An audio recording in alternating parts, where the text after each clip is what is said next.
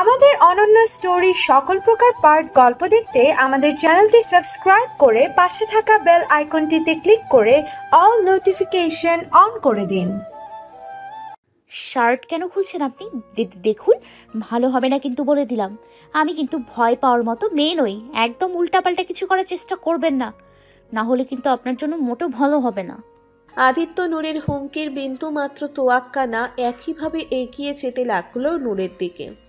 নূর পেছাতে পেছাতে আবারও বলতে লাগলো, থামুন, ওখানেই থামুন বলছি, আর এক পাও এগোবেন না, না হলে। পেছাতে পেছাতে এই পর্যায়ে নূর কাবার্ডের সাথে ঠেকে গেল। পেছনে আর যাওয়ার জায়গা পেল না সে। এতক্ষণে আদিত্য নূরের একেবারে কাছে চলে এলো, আর শার্টের বোতামও ততক্ষণে সবগুলো খোলা শেষ। এবার শার্টটাকেও শরীর থেকে আলাদা করে ফেলল। ঠোঁটে তার এখনও সেই দুষ্টুমি ভরা হাসি বিদ্যমান। সেই হাসিটা আরও বিস্তৃত করে আদিত্য নূরের দুই পাশ দিয়ে কাবার্ডে হাত ঠেকিয়ে নূরকে দুই হাতের মাঝে আটকে দিল। নূরের চোখের দিকে নেশালো চোখে তাকিয়ে মাথাটা ধীরে ধীরে নূরের মুখের দিকে ঝুঁকালো। নূর চোখ খিচে বন্ধ করে নিল। উপরে উপরে যতই বাহাদুরি দেখানোর চেষ্টা করছে, ভেতরে ভেতরে গলা শুকিয়ে মরুভূমি হয়ে যাচ্ছে তার। বরাবরের মতো এই লোকটার সান্নিধ্য তাকে শক্তিহীন বোধহীন করে দেয়। চেয়েও শক্তি জোগাড় করে এই লোকটাকে প্রতিহত করতে পারে না। আদিত্য ধীরে ধীরে নূরের চুলের ঘ্রাণ নিতে নিতে নূরের কানের দিকে ঝুঁকে মাদকতা জড়ানো কণ্ঠে ফিসফিস করে বলল, না হলে কি করবে শুনি? টেল মিনা নূর সোনা। নূর কি উত্তর দিবে? আদিত্যের এত কাছে আসায় এমনিতেই তার সব এলোমেলো হয়ে গেছে। কাঁধে আদিত্যের তপ্ত নিঃশ্বাস অনুভব হতেই এবার যেন নিঃশ্বাসটাও অবরোধ করে বসল। হঠাৎই যেন বায়ুমণ্ডলে অক্সিজেনের ঘাটতি উপলব্ধি করল নূর। পর্যাপ্ত নিঃশ্বাস নিতে পারছে না সে। একই জ্বালা! এখন কি তাহলে নিঃশ্বাস আটকে মরে যাবে সে? লোকটা তাহলে ওকে এভাবে মেরে ফেলার ফোন দিয়ে আসছে? নূরের আকাশ পাতাল ভাবনার মাঝেই আদিত্য খট করে কাবার্ডের পাল্লা খুলে নিজের জন্য টি শার্ট আর ট্রাউজার বের করলো। কাবার্ড খোলার শব্দে চোখ খুলে তাকালো নূর। আদিত্য জামা কাপড় হাতে নিয়ে মুখের ভাবভঙ্গি পরিবর্তন করে হঠাৎই দুনিয়ার সবচেয়ে ভোলাভালা ব্যক্তি প্রমাণ করার চেষ্টা করে বলে উঠল, শার্ট না খুললে ফ্রেশ কিভাবে হব? কিন্তু তুমি কি ভাবছিলে আমি তোমার সাথে? ইস, কি সব ভাবো তুমি? মাথায় শুধু এসবই চলে তোমার, তাই না? নটি গার্ল। মানলাম আমরা স্বামী স্ত্রী, তাই বলে সোজা মেইন সিনে চলে যাবে? আমার বুঝি লজ্জা করে না? আমি কি তোমার মতো নির্লজ্জ নাকি? এসব ভাবতেও লজ্জায় মরে যাই আমি। আগে আমার লজ্জা কমুক, তারপর সব হবে। বলেই কাপড় চোপড় নিয়ে ওয়াশরুমের দিকে রওনা হয় আদিত্য। রাগে নূরের রক্তকণা ফেটে যাচ্ছে। কত বড় বদ লোক! রেগে গিয়ে নূর কেবিনেটের ওপর থাকা পারফিউমের বোতলটা উঠিয়ে পেছন থেকে আদিত্যের দিকে ছুঁড়ে মারল। তবে আদিত্য নিজের শরীরে লাগার আগেই ছট করে সেটা ধরে ফেলল। ধরে নিয়ে নূরের দিকে তাকিয়ে বলল, উই মা, এত রাগ কেন? বাসর আরম্ভ করিনি বলে? বললাম তো আমার লজ্জা করে। এখন কি বেচারা মাসুম বর লজ্জাও পেতে পারবে না? আচ্ছা ঠিক আছে, করো তুমি যা করতে চাও, বাধা দেব না তোমাকে। তুমি তোমার বউয়ের অধিকার নিয়ে নাও। আমি না হয় লজ্জায় মরি মরি করেই নিজেকে তোমার কাছে সমর্পণ করে দেব। আমার গায়ে যত দুঃখ সয় বন্ধুয়ারে, করো তোমার মনে যাহা চায়। আদিত্যের এসব ফালতু কথা নূরের রাগকে আরো 1000 গুণ বাড়িয়ে দিল। রাগে কান দিয়ে ধোঁয়া বের হওয়ার উপক্রম তার। প্রচণ্ড রেগে নূর আদিত্যের দিকে তেড়ে যেতে যেতে বলল, ইউ! অবস্থা বেগতিক দেখে আদিত্য দৌড়ে ওয়াশরুমে ঢুকে দরজা আটকে দিয়ে হো হো করে হেসে উঠল। আর নূর রাগে কটমট করতে লাগলো। কিছুক্ষণ পর ওয়াশরুম থেকে বেরিয়ে এলো আদিত্য। নূর খাটের একপাশে পা ঝুলিয়ে বসে আছে। আদিত্য নূরকে আর নাড়ল না। এমনিতেই ক্ষেপে আছে। দেখা যাবে শেষমেশ প্রথম রাতেই শহীদ হয়ে যেতে হবে। তাই চুপচাপ বিছানার একপাশে গিয়ে শুয়ে পড়ল। তবে নূর পড়ে গেল চরম দ্বিধায়। সে কোথায় ঘুমাবে? একই বিছানায় ওনার সাথে শোয়া তো ইম্পসিবল। কিন্তু তাছাড়া আর কোথায় শোবে? সারা রাত এভাবে বসে তো আর থাকা যাবে না। নূরকে এভাবে বসে থাকতে দেখে আদিত্য বলে উঠল, এখন কি টিভি সিরিয়ালের সেই বিখ্যাত সিনটা করার ইচ্ছে জেগেছে নাকি? এক বিছানায় শুতে পারবো না, সোফায় গিয়ে শুবে অ্যানল? নাকি তোমার নিজের উপর বিশ্বাস নেই? আমার মতো এমন হ্যান্ডসাম হট পুরুষের কাছে শুয়ে তুমি নিজেকে কন্ট্রোল করতে পারবে না, সেই ভয় করছো? নূর দাঁত কিরমির করে বলল, একদম বাজে কথা বলবেন না। আমি আপনাকে আগেই বলেছি আমি আপনার সাথে এক রুমে থাকতে পারবো না। হ্যাঁ, সেটাই তো বলছি। আমাকে চোখের সামনে দেখে তুমি তোমার কামনা আটকে রাখতে পারবে না, তাই তো একসাথে থাকতে চাও না। জানি নিজেকে কন্ট্রোল করতে পারবে না তুমি, হামলে পড়বে আমার উপর। আর একটাও বাজে কথা বললে কিন্তু খবর আছে আপনার। নূরের এত খারাপ দিনও আসেনি যে আপনার মতো থার্ড ক্লাস নায়ককে দেখে নিয়ন্ত্রণ হারাবে। হ্যাঁ, এসব কথার কথা। নিয়ন্ত্রণ হারানোর ভয় না থাকলে আমার পাশে বিছানায় ঘুমিয়ে দেখাও, জানি পারবে না। সেই সাহসই নেই তোমার, কারণ তুমি কন্ট্রোল করতে পারবে না।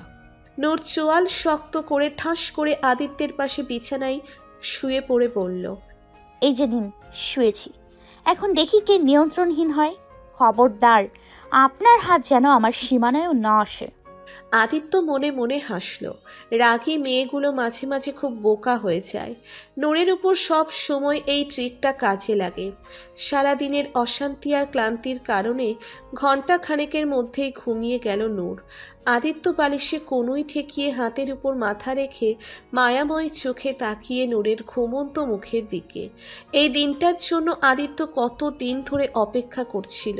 আজ ফাইনালি সেই কাঙ্ক্ষিত মুহূর্ত এসেছে।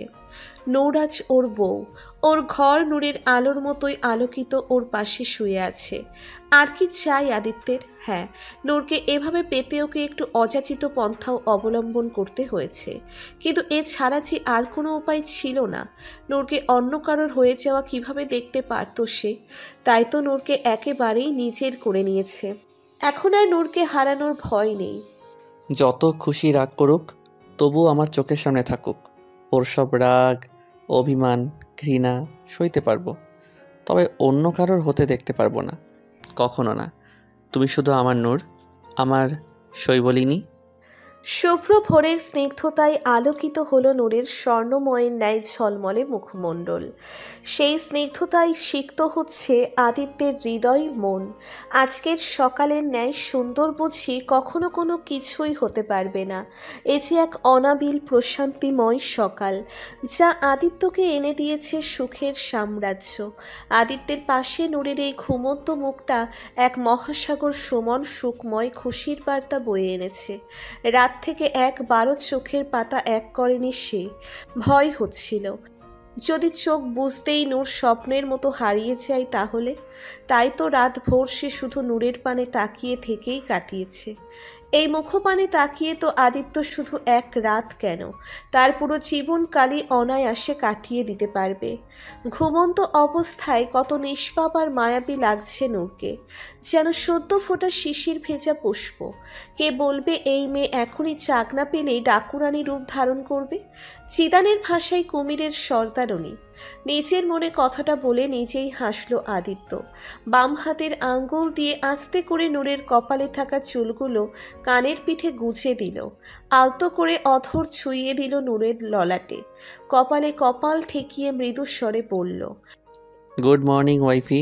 আমাদের নতুন জীবনের নতুন সকালে এক নতুন আগমনের বাণী বয়ে আনুক। পৃথিবীর সকল খুশির ঠিকানা তোমার হোক। হাসি হোক তোমার নিত্যদিনের সঙ্গী, খুশি হোক তোমার প্রতি কদমের সঙ্গী। আদিত্যের এই মোহময় প্রশান্তিময় মুহূর্তের মাঝে হঠাৎ ব্যাঘাত ঘটল। যখন বাইরে থেকে কারোর গলা ফাটিয়ে চিল্লানোর আওয়াজ এলো, বিরক্তিতে চোখ বন্ধ করে দাঁত কিরমির করে চিবালো আদিত্য।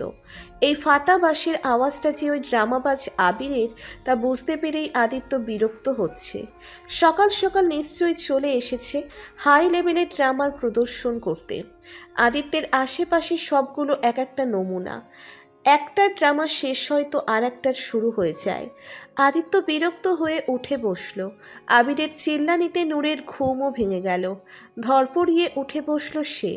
চোখের সামনে আদিত্যকে দেখে প্রথমে একটু থতমত খেয়ে গেল। তারপর কালকের কথা মনে পড়ল তার। দ্রুত বিছানা ছেড়ে উঠে দাঁড়ালো। বাইরের চিল্লানোর আওয়াজ শুনে ভ্রু কুঁচকে এলো তার। বাইরে থেকে কেউ চিল্লিয়ে চিল্লিয়ে বলছে, ওই নায়কের বাচ্চা নায়ক, বাইরে আয়। আজ তোর একদিন কি আমার যে কয়দিন লাগে। শালা হারামি, কোথায় বউয়ের আঁচলের তলে লুকিয়ে আছোস? সাহস থাকে তো এক্ষুনি বেরিয়ে আয়। নূর কপাল কুঁচকে তাকালো আদিত্যের দিকে। আদিত্য ফিচেল হেসে বলল, এটা আমার অসভ্য বন্ধু আবির। সভ্যতা এখনো পর্যন্ত ওকে ছুঁতে পারিনি। আমি দেখছি ওকে। তুমি টেনশন নিও না, তুমি বরং ফ্রেশ হয়ে নাও ততক্ষণে। বলেই বেরিয়ে গেল আদিত্য। নূর বিষয়টা দেখার জন্য কৌতূহল বশত এগিয়ে গেল। আদিত্য বাইরে এসে দেখল আবির লিভিং রুমে তার ড্রামা আরম্ভ করে দিয়েছে, আর দর্শক হিসেবে পুরো পরিবার জড়ো হয়ে গিয়েছে। আদিত্য ওর সামনে এসে দাঁতে দাঁত চেপে বলল, ওই সকাল সকাল কি পাগলা কুকুরে কামড়েছে তোকে? এমন ফাটা বাঁশের মতো চিল্লাচ্ছিস কেন? নে এসে গেছি আমি। কি বমি করবি কর। আবির এবার তার বিশ্ববিখ্যাত মেলোড্রামা শুরু করলো। নেকি কান্নার সুরে বলল, হ্যাঁ হ্যাঁ, আমার কথা তো এখন বমি মনে হবে। আমি এখন কে তোর? বউ পেয়ে গেছিস, এখন এই আবির কোন ক্ষেতের মূলা? বাবলু মিয়া মাঝখান থেকে তার বুদ্ধির প্রদর্শন করে বলে উঠল, কিন্তু স্যার, মূলা তো শীতকালীন সবজি, এইটা এখন কেমনে আইব? আপনি মৌসুমীর কোনো সবজির কথা বলুন না, সেটা কোথায় খেতে পাওয়া যাবে? বাবলুর এই বিশেষ টিপ্পনি শুনে বাকি সবার বিরক্তির মাত্রা সীমা ছাড়িয়ে গেলেও তা গ্রেট আবির বাবলুর কথায় ইমোশনাল হওয়ার ভাব করে বলল, থ্যাংক ইউ বাবুল মিয়া, তুমি আজ কত মহান একটা তথ্য দিলে। তুমি না বললে আজ আমি এত বড় একটা জ্ঞান অর্জন করতে পারতাম না। আমার তো পুরো জীবনটাই বৃথা যেত। ধন্য করলে তুমি আমাকে। বাবলুর বেকুবের মতো বলে উঠল।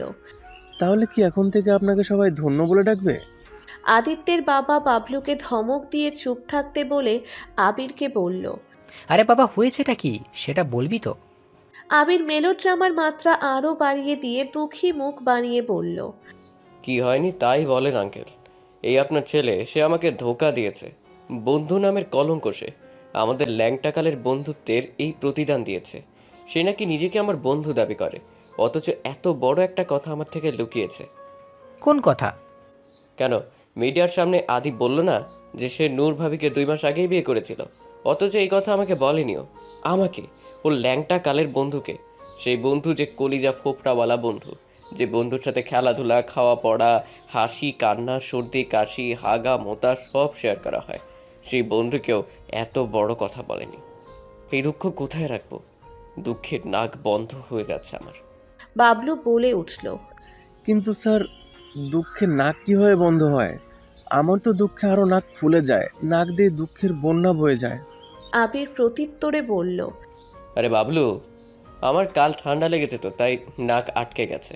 ড্রামা বন্ধ করবি তুই এবার? আরে ওসব মিথ্যে বলেছিলাম আমি। ওই অবস্থা থেকে বের হওয়ার জন্য ওসব মিথ্যে বলা ছাড়া আর কোনো উপায় ছিল না। আবির এবার খুশি হয়ে আদিত্যকে জড়িয়ে ধরে বলল, আরে আগে বলবি তো, আমি জানতাম আমার ল্যাংটাকালের বন্ধু আমার সাথে এমন করতেই পারে না। এবারে বাকিরাও হেসে দিল। এতদিন পর বাড়িতে যেন প্রাণ ফিরে এসেছে। নৌরো উপর থেকে এসব দেখে না চাইতেও মুচকি হেসে দিল। পরিবারের লোকগুলো এতটাও খারাপ না যতটা নূর ভেবেছিল। ড্রামার পর্ব শেষ করে সবাই যার যার কাছে মনোযোগ দিল। আদিত্য আর সোফায় বসল। আবির সোফায় বসে এদিক ওদিক নজর বুলিয়ে আহানাকে খোঁজার চেষ্টা করলো, কিন্তু পেল না। পাবে কিভাবে? আবিরের কণ্ঠ শুনতে পেয়েই যে সে দরজা আটকে দিয়ে কানে হেডফোন গুঁজে শুয়ে আছে। এই লোকের সামনে সে আসবেই না, এমনটা পণ করেছে। কিন্তু আহানার ঘৃণাপূর্ণ ওই নজর না দেখা পর্যন্ত শান্তি হয় না আবিরের। বসে অপেক্ষা করতে লাগলো সেই শান্তি পাওয়ার আশায়। আপাতত লিভিং রুমে আর কেউ নেই। আবির আদিত্যের উদ্দেশ্যে বলে উঠল, কাজটা কি তুই ঠিক করলি? আদিত্য জানে আবির ওর কোন কাজের কথা বলছে। আবির ওর সব কথা না বলতেই বুঝে যায়, তাই আর ভনিতা না করে বলল, জানি না ঠিক করেছে কিনা, শুধু জানি এটা না করলে নূরকে সত্যি সত্যি হারিয়ে ফেলতাম। হয়তো সে অন্য কারো হয়ে যেত, যা আমার পক্ষে মেনে নেওয়া সম্ভব না। অন্তত নিঃশ্বাস থাকতে না। ভাবি যদি কখনো জেনে যায় তাহলে কি হবে ভেবে রেখেছিস? কি আর হবে, রাগ আর ঘৃণার মাত্রা হয়তো আরও বেড়ে যাবে, সয়ে যাব। এসবও তো মানুষের অনুভূতির ভেতরেই পড়ে। ভালোবাসার অনুভূতিতে না হয় নাই থাকলাম, তার ঘৃণাতেই না হয় নিজেকে খুঁজে পেলাম, তবু তার অনুভূতিতেই রইলাম। আবির মজা করে বলল, বাহ বাহ বাহ, তুই তো দেখি মিয়া ভিখারি মার্কা কবি হয়ে গেলি। অ্যাক্টিংয়ের দোকান বন্ধ হয়ে গেলে ওই ধান্দা ভালোই চলবে। আদিত্য হাসল, তবে ভেতরে ভেতরে ভয় তো তারও হচ্ছে। যদি কখনো নূর সত্যিটা জেনে যায়, না জানি কি করবে। রুমে এসে আদিত্য আর একটা ঝটকা খেল। দরজা খুলে ভেতরে প্রবেশ করতেই অপূর্ব এক দৃশ্যের সাক্ষী হলো সে। তার বউটা গোসল সেরে আয়নার সামনে ভেজা চুল ঝাড়ছে। আহ, এর থেকে মোহনীয় দৃশ্য বুঝি পৃথিবীতে দ্বিতীয়টা নেই। এই মোহনীয়তায় বিমোহিত হয়ে যাচ্ছে আদিত্য। তীব্র নেশায় ডুবে যাচ্ছে সে। বিদ্রোহ করছে তার সর্বস্ব। এই নারী এখন তার বউ। এই ঘরের সব কিছুতে তার ঘ্রাণ ছড়িয়ে পড়বে। ভাবতেই মন প্রাণ প্রসন্নতায় ছেয়ে যাচ্ছে। এমন একটা দিনই তো চেয়েছিল আদিত্য। আদিত্য মন্ত্রমুগ্ধের মতো নেশালো চোখে তাকিয়ে ধীরে ধীরে এগিয়ে যেতে লাগলো নূরের দিকে। একসময় নূরের একেবারে কাছে এসে গেল সে। নূরের পিঠের কাছে দাঁড়িয়ে মুখ এগিয়ে নাক ডুবিয়ে দিল নূরের ভেজা চুলের মাঝে। আচমকা এমন হওয়ায় হকচকিয়ে উঠল নূর। আয়নায় তাকিয়ে আদিত্যকে দেখতে পেল সে। হঠাৎ যেন জমে গেল নূর। মৃদু কম্পন ঘটল শরীর জুড়ে। আদিত্য নূরের চুলের মন মাতানো ঘ্রাণে নিজেকে নিমগ্ন করতে করতে ডান হাতটা উঠিয়ে নূরের কোমর গলিয়ে দিয়ে কোমর পেঁচিয়ে ধরে নূরের সাথে আরও নিবিড়ভাবে মিশে গেল। কম্পন ছড়িয়ে পড়ল নূরের সর্বাঙ্গে। শক্তি হ্রাস পাচ্ছে নূরের, যার দরুন তার হাতের তোয়ালেটা হাত ফসকে নিচে পড়ে গেল। নিঃশ্বাস আটকে আসছে তার। আবারও বায়ুমণ্ডলে অক্সিজেনের ঘাটতি পাচ্ছে সে। এই বাড়িতে নিশ্চয়ই অক্সিজেনের কমতি আছে, তাই তো এমন হচ্ছে। লোকটা কাছে আসলেই তার অক্সিজেন লেভেল কমে যাচ্ছে। শুধু অক্সিজেন না, এই লোকটা কাছে আসলে তার সব কিছুই দুর্বল হয়ে পড়ে। বোধশক্তি, বলশক্তি সব হ্রাস পায়। এই লোকটা কি কোনো বশীকরণ মন্ত্র জানে, যে মন্ত্র দ্বারা আমার সব কিছু অকেজো করে ফেলে সে? আদিত্যের এই বশীকরণ সফল হতে দিবে না নূর, তাই অনেক কষ্টে কোনো রকমে বলে উঠল, কি করছেন? ছাড়ুন বলছি। আদিত্য হঠাৎ নূরকে ছেড়ে দিয়ে স্বাভাবিক সুরে বলল, কি আবার করছিলাম? আমি চেক করছিলাম যে তুমি আমার স্পেশাল সিঙ্গাপুর থেকে আনা শ্যাম্পুটা নাওনি তো আবার? না মানে আমার সব কিছুই তো তোমার, চাইলে সব নাও, তবে আমার ওই শ্যাম্পু বাদে। ওটা আমি কারোর সাথে শেয়ার করব না, তোমার সাথেও না। এই জন্য আমি চেক করছিলাম যে তুমি আমার সেই নিয়েছো কি না। কেন, তুমি কি ভাবছিলে? 1 মিনিট, তুমি কি ভাবছিলে আমি তোমার সাথে রোমান্স করার চেষ্টা করছি? তুমিও না সকাল সকালই মাথায় শুধু ওসব নিয়ে ঘোরো। আরে মানুষের আর কোনো কাজ নেই নাকি? কি একটা বউ পেয়েছি আমি, সব সময় শুধু বাসর ঘরে তার মাথায়। না জানি আমার কি হবে, আমাকে তো পুরো শেষ করে দিবে তুমি দেখছি। রাগে ফেটে যাচ্ছে নূর। কত বড় অসভ্য হলে কেউ এসব কথা বলতে পারে। মনে তো চাচ্ছে এখনই এই লোকটাকে তার ওই শ্যাম্পুর পুরো বোতল খাইয়ে দিয়ে অজানা গ্রহে ছুঁড়ে মারতে। সকাল সকাল মেজাজ হাই করে দিল। অসহ্য লোক একটা। নূরের এই রাগী মুখ দেখে ভীষণ মজা পাচ্ছে আদিত্য। রাগে আরও ঘি ঢেলে দিতে আদিত্য বলে উঠল, বাই দ্য ওয়ে, সকাল সকাল গোসল করলে যে? আমার জানা মতে তো গোসল করার মতো কিছু হয়নি আমাদের মাঝে, তাহলে গোসল করলে কেন? 1 মিনিট, তুমি আবার ঘুমের মাঝে আমার সাথে কিছু করনি তো, যা আমি জানি না? নূরের মাথার ভেতর যেন টকবগে গরম তেলের মতো ভলকে উঠল। নূর রাগে ক্ষিপ্ত স্বরে বলল, আই সোয়ার, আর একটা বাজে কথা বললে আপনার এই মুখ আর কথা বলার যোগ্য থাকবে না। এসব অসভ্য চিন্তা আমার না, আপনার মাথায় ঘোরে। সকাল সকাল গোসল করা আমার অভ্যাস। আর তাছাড়া আমাকে কাজেও যেতে হবে, আমার নতুন অফিসের কাজ চলছে, সেটা দেখতে যেতে হবে, তাই গোসল করে রেডি হচ্ছি। এখন আর একটা কথাও যেন না শুনতে পাই আমি। হুমকি ধামকি শেষ করে নূর রেডি হতে লাগলো সে। বাড়ি থেকে আসার সময় মা একটা ব্যাগে কিছু কাপড় চোপড় দিয়ে দিয়েছিল, সেখান থেকেই কিছু বের করে পরে নিয়েছে। আদিত্য আর চালালো না নূরকে। সেও ফ্রেশ হওয়ার জন্য ওয়াশরুমে ঢুকতে নিবে, তখনই হঠাৎ তার ফোন বেজে উঠল। আদিত্য ফোন নিয়ে রুমের বাইরে এসে রিসিভ করলে ওপাশ থেকে আদিত্যের লোক বলল, স্যার, আপনার কথা অনুযায়ী সোহান নামের ওই লোকটাকে ধরে নিছি। এখন কি করব? আপনি আসবেন? আদিত্য বলল, না, আমি আসবো না। তোমরাই 2-4 ঘা দিয়ে ছেড়ে দাও আর শাসিয়ে দাও, আর কখনো যেন নূরের সামনে না আসে।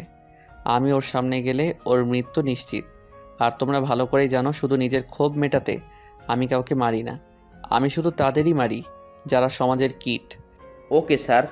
ফোন রেখে দিয়ে বাঁকা হাসলো আদিত্য। তুমি এখন যেখানে খুশি যাও, যা খুশি করো নূর সোনা। আর কোনো ভয় নেই আমার। এখন সারা দেশ জানে তুমি শুধু আমার। নূর রেডি হয়ে ব্যাগ কাঁধে রুমের বাইরে এসে করিডোর দিয়ে এগিয়ে যেতেই হঠাৎ পাশের রুম থেকে কারোর ঝাঁঝালো কণ্ঠ শুনতে পেল। এটা যে তার বোনেরই কণ্ঠ তা বুঝতে সময় লাগলো না নূরের। কিন্তু অমালিয়া এভাবে রূঢ় হয়ে কার সাথে কথা বলছে? আত্রের সাথে? ওদের মাঝে কি সমস্যা আছে? নূর মাথা ঝাঁকিয়ে এসব চিন্তা মাথা থেকে বের করতে চাইল। স্বামী স্ত্রীর মধ্যেকার ব্যক্তিগত বিষয়ে নূর আর ইনভলভড হতে চাইল না। এমনিতেও অমালিয়ার ব্যাপারে ভাবা সে ছেড়ে দিয়েছে। নূর সামনে অগ্রসর হতে নিলেই হঠাৎ সামনে রুম থেকে আত্রকে বেরিয়ে আসতে দেখল। দুজনের চোখাচোখি হতেই দুজনেই একটু অপ্রস্তুত হয়ে পড়ল। গত 8 মাসে এটাই তাদের প্রথম সাক্ষাৎ। এর আগে অমালিয়া মাঝে মধ্যে বাড়িতে আসলেও আত্রকে কখনো দেখেনি নূর। তাদের একটা সম্পর্ক থাকলেও সেটা খুবই অযাচিতভাবে হয়েছে। তাই দুজনের মাঝেই কেমন ইতস্তত ভাব কাজ করছে। নূরের চেয়ে আত্রের অপ্রস্তুত ভাবটা বেশি। তার মাঝে যে আকাশ সমান অপরাধ বোধ কাজ করছে, সেই কারণেই নূরের সামনে পড়তে তার এত জড়তা। আজ ওর জন্যই এত কিছু হয়ে গেল। কোন লজ্জায় তার সামনে দাঁড়াবে সে? আদ্র কোনো রকমে জোরপূর্বক হেসে দ্রুত পায়ে প্রস্থান করলো ওখান থেকে। তবে আদ্রের চোখের মলিনতা আর তীব্র অপরাধবোধের প্রগাঢ়তা একটু হলেও টের পেল নূর। আদ্রের প্রতি তার মনের নেতিবাচক ধারণাটা কেমন পরিবর্তনের দিকে মোড় নিল। নূরের কেমন যেন মনে হলো আদ্রের চোখে বোধহয় পানি ছিল। ছেলেটা কি কাঁদছিল? হঠাৎ তখনই অমালিয়া দরজা দিয়ে বেরিয়ে এলো। নূরকে দেখে প্রসন্ন চিত্তে হেসে বলল, আপু তোমাকে। বাকি কথা শেষ করার আগেই নূর পাশ কাটিয়ে দ্রুত চলে গেল। চোখে পানি জমল অমালিয়ার। তার বোনকে কি আর কোনো দিনও ফিরে পাবে না? নূর নিচে নেমে সোজা বেরিয়ে যেতে নিলেই রেহেনুমা তড়িঘড়ি করে তাকে আটকে দিয়ে বললেন, আরে আরে নূর, কোথায় যাচ্ছ? নূর দাঁড়িয়ে গিয়ে নরম সুরে বলল, জি, আমার কাজ আছে। আপনারা হয়তো জানেনই আমার কাজের ব্যাপারে। আজ আমার নিজস্ব অফিস বানানোর কাজ চলছে, সেখানে যেতে হবে। হ্যাঁ তো যাবে, যেখানে খুশি যাবে, তবে আগে ব্রেকফাস্ট করতে হবে, তারপর যাবে। না খেয়ে আমি কাউকে বাড়ি থেকে বের হতে দেই না। তাই আগে খাবে, তারপর যেখানে যাওয়ার যাবে। না আন্টি, আমার এখন খিদে নেই, আমি বাইরে কিছু খেয়ে নিব। নূরের মুখে আন্টি শুনে রেহেনুমার একটু খারাপ লাগলো বইকি। তবে সে বুঝতে পারছে নূরের জন্য এসব এত সহজে মেনে নেওয়া সহজ না। সবার সাথে মিশতে এই পরিবারকে নিজের মানতে সময় লাগবে ওর। এমনিতেও আমরা ওর উপর তেমন ইতিবাচক কোনো প্রভাব ফেলিনি। আমি নিজেই তো ভুল ধারণা নিয়ে মেয়েটাকে কত নিচু করে কথা বলেছিলাম। তো সেখানে ওই বা আমাদের আপন কিভাবে ভাববে? তার জন্য আমাদেরই চেষ্টা করতে হবে। সময়ের সাথে একদিন নিশ্চয়ই সবাইকে আপন করে নিবে। সব ভেবে রেহেনুমা মুচকি হেসে নূরের হাত ধরে নূরকে খাবার টেবিলের চেয়ারে বসিয়ে বলল, সকালবেলা বাসা থেকে না খেয়ে বের হওয়া একদম ঠিক না। আগে নাস্তা করো, তারপর যাবে। নূর আর না করতে পারল না, তাহলে বেয়াদবি দেখাবে। তাই অগত্যা নাস্তা করতে রাজি হলো সে। রেহেনুমা বাবলুকে ডেকে বলল, শোনো বাবলু, বৌমার জন্য নাস্তা নিয়ে আয় তো। বাবলু যথারীতি তার বেকুবের ভান্ডার থেকে প্রশ্ন ছুড়ল, কিন্তু কার জন্য আনবো, বউ নাকি মায়ের জন্য? আপনি তো বউ মা দুজনের জন্য নাস্তা আনতে কইলেন, কিন্তু আপনার মা তো মরে গেছে গা, তাই লিগে তার ভূতে আইছে নাস্তা খাইতে। কিন্তু ভূতেরা নাস্তায় কি খায় আমি তো জানি না, তাইলে কি আনুম? আবির পাশেই বসা ছিল, সে মজা করে বলল, বাবলু, তুমি এক কাজ করো, টিকটিকি ভাজি নিয়ে এসো। ভূতেদের খুব পছন্দের খাবার, উইথ টমেটো সস। সোফায় বসে থাকা আদিত্যের বাবা বলে উঠলেন, তারও দরকার নেই, তার চেয়ে বরং তুই নিজেই খাবার প্লেটে বসে পড়। শাশুড়ি আম্মা তোকে খেয়েই সবচেয়ে বেশি মজা পাবে, আর আমারও তোর থেকে মুক্তি পেয়ে যাব। কমসে কম শাশুড়ির দ্বারা একটা উপকার তো হবে। এদের কথোপকথন শুনে না চাইতেও হেসে দিল নূর। এই পরিবারের কিছু মানুষ মজারও আছে দেখছি। আদিত্য সেই সময় সিঁড়ি বেয়ে নেমে আসছিল। নূরের হাসি চোখে পড়ল তার। আজ কতদিন পর যেন এক প্রশান্তিময় নিঃশ্বাস নিল সে। বাবলুর উপর আজ খুব হিংসে হচ্ছে। ওর মতো আমিও যদি নূরকে হাসাতে পারতাম। যাক, মেয়েটা হেসেছে, এটাই বড় কথা। নূরের এই হাসি মাখা মুখটাই তো সে সর্বক্ষণ দেখতে চায়। আদিত্য এগিয়ে গিয়ে নূরের পাশে চেয়ার টেনে বসল। রেহেনুমার চোখের কোণ চিকচিক করে উঠল। আজ তার ছেলে কতদিন পর এই টেবিলে বসে সবার সাথে খাবার খাবে। মনটা ভরে গেল তার। তিনি নিচে হাতে ছেলে আর ছেলের বউকে খাবার সার্ভ করলেন। খাওয়া শেষে নূর উঠে দাঁড়িয়ে বলল, আমার যেতে হবে, এখন দেরি হয়ে যাচ্ছে। রেহেনুমা বলল, আচ্ছা ঠিক আছে, যাও, গাড়িতে যাও, আদি তোমাকে পৌঁছে দেবে। না না না, দরকার নেই, আমি একাই চলে যেতে পারবো, গাড়ি লাগবে না আমার। এই পর্যায়ে আদিত্য উঠে দাঁড়িয়ে বলল, আরে মা, বুঝছো না কেন? তোমার বৌমার কাল আমার কোলে চড়ে বদভ্যাস হয়ে গেছে, তাই এখন তার অন্য গাড়ি পছন্দ হচ্ছে না। নূর ভ্রুকুচকে বলল, হোয়াট রাবিশ, কি বলছেন এসব? এখনই বুঝাচ্ছি। বলেই আদিত্য কোনো পূর্বাভাস ছাড়া ফট করে নূরকে কোলে তুলে নিল। কোলে নিয়ে বাইরের দিকে রওনা হলো। ঘটনার আকস্মিকতায় হকচকিয়ে উঠল নূর। নিজেকে ছাড়ানোর জন্য হাত পা চালাতে লাগলো, যা বরাবরের মতোই বিফলে গেল। বাকিরা সব মিটমিট করে হাসতে লাগলো। আবির মুখে 2 আঙ্গুল পুড়ে শীষ বাঁচিয়ে বলে উঠল, জিও মামা। এসবের মাঝে বাবলু বেচারা দুঃখিত ভঙ্গিতে বলে উঠল, আরে আমাকে আদিত্য সাহেব শেষমেশ ল্যাংড়া বউ বিয়া করলো, তাই তো কুলে তুলে হাঁটতে হইতেছে বেচারা। তার দুঃখে শোকা হতো আমি। বাবলুর টপ লেভেলের বেকুব মার্কা কথায় হেসে দিল সবাই। অনেকক্ষণ ধরে নিচে বসে থেকেও আহানার মুখদর্শন হলো না আবিরের। নাস্তা শেষ করে তাই ছাদের দিকে পা বাড়ালো সে। হয়তো আহানাকে ছাদেই পাওয়া যায় সেই আশায়, সাথে সিগারেটের নেশাটাও একটু মিটিয়ে নেওয়া যাবে, এবং আশা অনুযায়ী সুফলও তার ভাগ্যে জুটল। আহানাকে সত্যি করেই সে ছাদে পেয়ে গেল। ছাদের রেলিংয়ের কাছে দাঁড়িয়ে কারোর সাথে ফোনে কথা বলছে সে।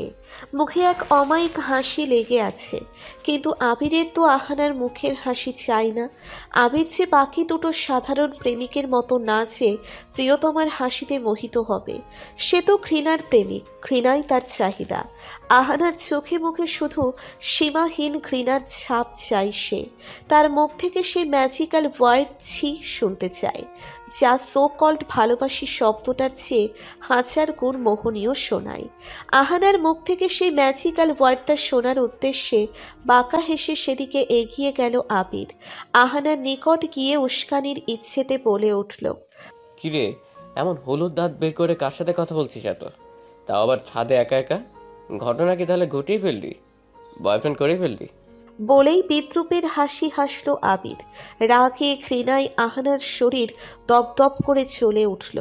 এই জঘন্য লোকটার থেকে বাঁচার জন্য সে নিচে না গিয়ে এখানে এসেছে। মাইন্ড ডাইভার্ট করতে একটু বান্ধবীদের সাথে কথা বলছিল, কিন্তু তাও শান্তি হলো না। শেষমেশ চলেই এলো এই অসভ্য লোকটা। কি চাই কি সে? এসেই তার গা জ্বালানো কথা শুরু করে দিয়েছে। মানুষ এত খারাপ কিভাবে হয়? রাগের বশে আহানা বলে উঠল, হ্যাঁ আছে বয়ফ্রেন্ড, আমি আমার বয়ফ্রেন্ডের সাথেই কথা বলছি। হ্যাপি? আবির ঠোঁটে সিগারেট রেখে লাইটার বের করে মাত্রই আগুন জ্বালিয়েছে। ঠিক তখনই আহানার এমন কথায় হঠাৎ স্থির হয়ে গেল সে। শরীরের সকল ক্রিয়াকার্য যেন হঠাৎই থমকে গেল। কোথাও খচ করে কিছু বিঁধল তার। বোয়ালখালিতে লাইটারের আগুনের ছ্যাঁকা লাগলো আঙ্গুলে, তাই ছিটকে সরাতে গিয়ে লাইটারটা নিচে পড়ে গেল। ঠোঁটে ধরে রাখা সিগারেটটা বের করে চোখের পাতা ক্রমশ পিটপিট করে আহানার দিকে তাকিয়ে বলল, what did you say it again? Ahana বলে উঠল, চরিত্রের সাথে সাথে এখন কি কানও নষ্ট হয়ে গেল আপনার? আমি বলেছি আমি আমার বয়ফ্রেন্ডের সাথে কথা বলছি। আবির কতক্ষণ স্থির দৃষ্টিতে তাকিয়ে রইল আহানার পানে, তারপর হঠাৎ মুখ ফুলিয়ে বেলুনের হাওয়ার মতো ধীরে ধীরে ফুস করে করে হাসতে হাসতে একসময় দম ফাটানো অট্টহাসিতে ফেটে পড়ল আবির। হাসতে হাসতে পেট ধরে বাঁকা হয়ে গেল সে। হাসতে হাসতে দম আটকে যাওয়ার উপক্রম তার। কতক্ষণ হেসে কোনো রকমে বলে উঠল, আন্নি, তুই এক প্রফেশনে টিকে থাকিস না কেন? কখনো যাত্রা দল তো কখনো সার্কাস, এখন কি আবার ভাদাইমার কৌতুক দল জয়েন করেছিস? যাই বলিস, তোর এই ফিল্ডে ব্রাইট ফিউচার আছে। কি একটা জোক মারলি, বয়ফ্রেন্ড! What a joke! আমি শেষ কবে এত হেসেছি মনে নেই। তোর সেন্স অফ হিউমার তো গুড। আহানা তীক্ষ্ণ দৃষ্টিতে তাকিয়ে বলল, ওয়েল, আমি তো আপনার প্রশ্নের সত্যি এবং 100% সত্যি উত্তরটাই দিয়েছি জাস্ট। এখন আপনি যদি এটাকে জোকস মনে করে খুশি হন, then your wish, I can help. আপনি আপনার জোকস এনজয় করুন, আমি যাই। আপনার জন্য আমার বয়ফ্রেন্ডের সাথে কথা অসম্পূর্ণ রয়ে গেছে, ও রাগ করে আছে। যাই আমি বরং গিয়ে ওর রাগ ভাঙাই। বলেই আহানা হন হন করে চলে গেল। আবিরের হাসি মুহূর্তেই গায়েব হয়ে গেল। কোথাও যেন আগুন জ্বলে উঠল তার, ভীষণ জ্বলছে। অস্থির হয়ে সিগারেট ধরাতে লাগলো, কিন্তু সেটাও হচ্ছে না। প্রচণ্ড অস্থিরতায় সব এলোমেলো হয়ে যাচ্ছে। আবির রাগে সিগারেটটা হাতের মাঝে পিষে ফেলে বিড়বিড় করে বলতে লাগলো, বয়ফ্রেন্ড বয়ফ্রেন্ড বয়ফ্রেন্ড।